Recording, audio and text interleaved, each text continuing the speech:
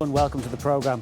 It seemed that public pressure had won out recently when EirGrid announced it was scaling back its hugely controversial plans for massive pylons across parts of the country. 2 of the 3 huge new transmission lines have had their plans altered, with some parts possibly going underground and new technology meaning existing lines may be used instead of new ones. But the changes don't seem to have gone far enough for many of the protesters, who say questions remain about the need for new power lines and about whether wind power makes sense in the first place.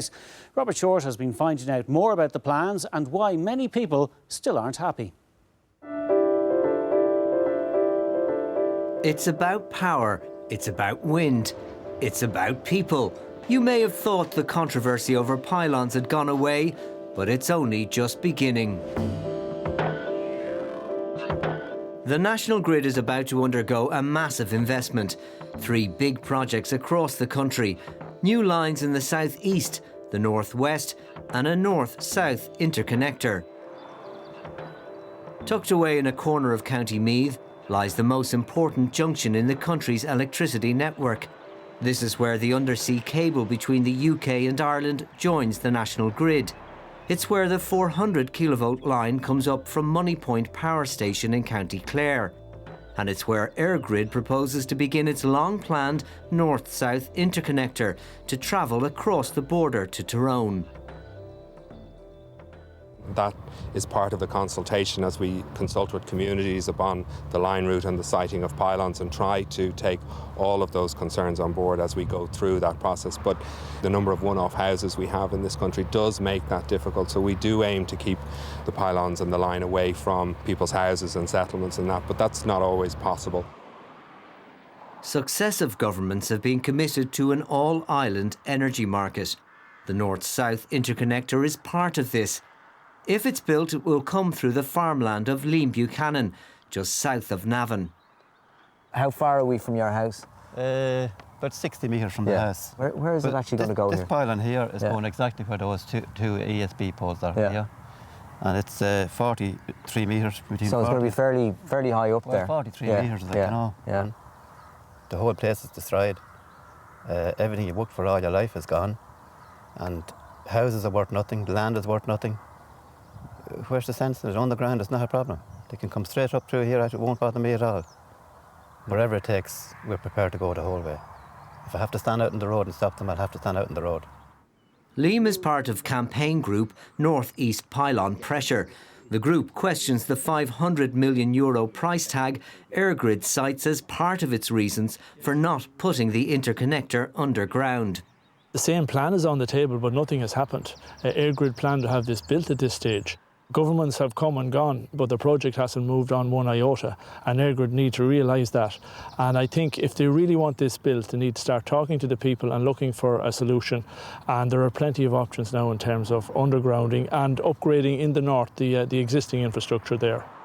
We're not a company that wants to build pylons. We're about trying to make sure that we have the appropriate network for the people of Ireland to have the economy and the society that we need. And that means that we need to choose the right solution for each given project and look on it.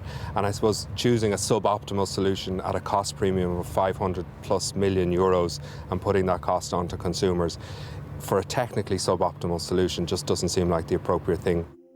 The north-south interconnector is the only grid upgrade project which has not been revised by EirGrid. But GridLink in the southeast has been substantially redrawn. Instead of overhead pylons, there's an option of putting the line underground, with an estimated price tag of €800 to €850 million. Or new technology could be applied to carry more power on the existing 400 kilovolt line from Moneypoint at a cost of between €200 and €250 million. The Grid West project, which aims to harvest the potential wind power in the northwest, would go from pylons at €235 million to fully underground at €426 million, or a combination of both. Grid West is around connecting a small number of quite large wind farms in Mayo onto the main grid, and there's about 600 megawatts of wind power out there in Mayo that wants to connect onto the grid. We're upgrading the existing network as much as we can, but even with that we can only get about 200 megawatts of that out and onto the main system. So another circuit is needed in there to get that generation out onto the main grid, and that's the Grid West project.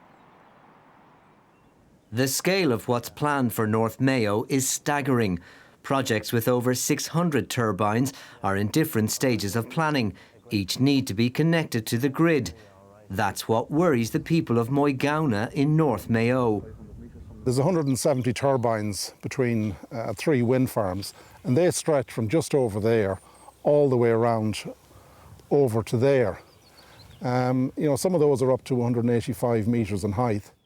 And while transmission lines may go underground, they will still need substations at either end.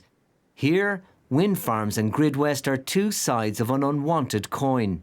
The new plans basically change nothing, and I really can't understand why EirGrid even bothered bringing out that report, because we're still going to be left with a massive substation either here or over there.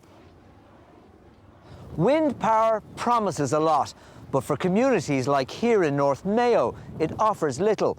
Once the turbines are built, there are relatively few jobs, and the grid infrastructure necessary to support them brings to the fore all of the objections about pylons. That presents a serious challenge not just to EirGrid, but to the government in persuading communities that the upheaval of their townlands as they see it is worth it. At the other end of Grid West is the existing substation in Flagford, County Roscommon. Locals are opposed to its expansion. Jobs are the lack of them, and health are the predominant issues.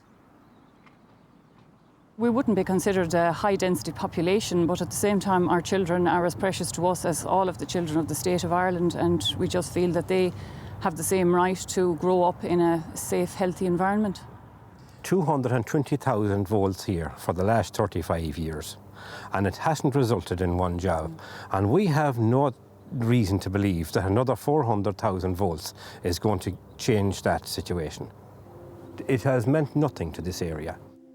EirGrid's revised plans are based on a massive rethink of the demand for power. Back in 2008, this was the forecast demand for power for the next 10 years. This was the actual demand in the past 6 years, and this is today's greatly reduced forecast. Despite the fall-off in demand for electricity, there's no fall-off in the demand for wind power.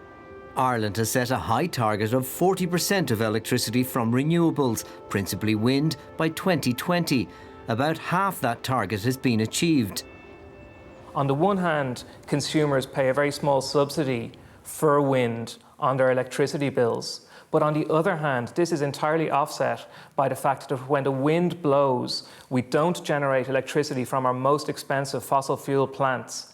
These two effects, the subsidy and the fact that we're not generating from our most expensive generating plants, mean that the overall impact for the consumer is neutral. But EirGrid's plans have provoked a more sceptical look at our energy policy from protesters. A lot of people watching this might say, well, why does it matter to us, if North Mayo is being destroyed? Well, the problem is that, people in Dublin and Cork and Limerick, you're paying for it. Because if you take away the subsidies that all these wind farms get, none of them would be built. I mean, it's the taxpayers who are subsidising all of this development. All of the communities along the disputed routes plan to make Grid 25 an election issue. If this revised plan was meant to placate opposition, it hasn't.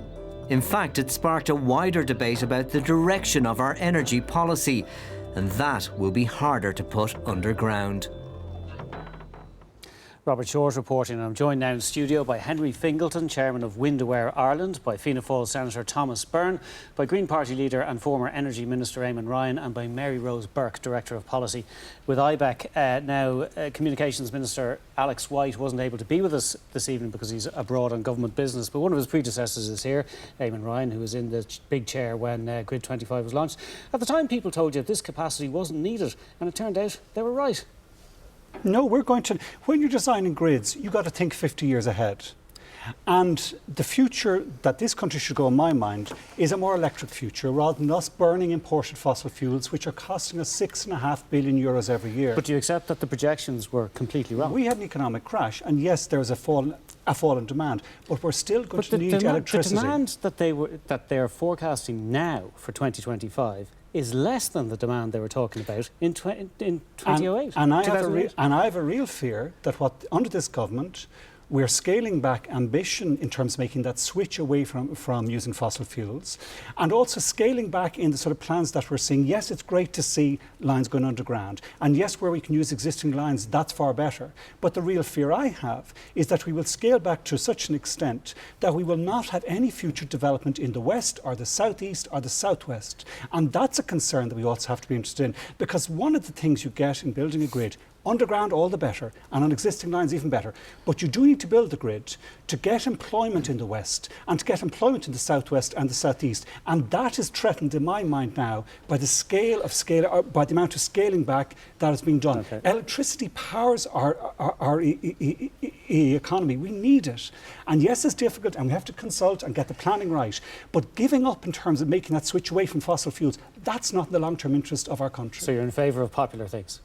Putting it underground, which you didn't want to do when you were Minister, and using existing lines, which you didn't want to do when you were Minister. No, of course I did. I did so. And wherever we could, we should do it. In some places, it may not be possible. And what I don't think we should do is abandon all plans to actually develop a grid. Because if we did that, it would be saying to the west, the southwest and southeast, there's no more jobs coming to that area, and that wouldn't be good for the people of the area either. Okay, let me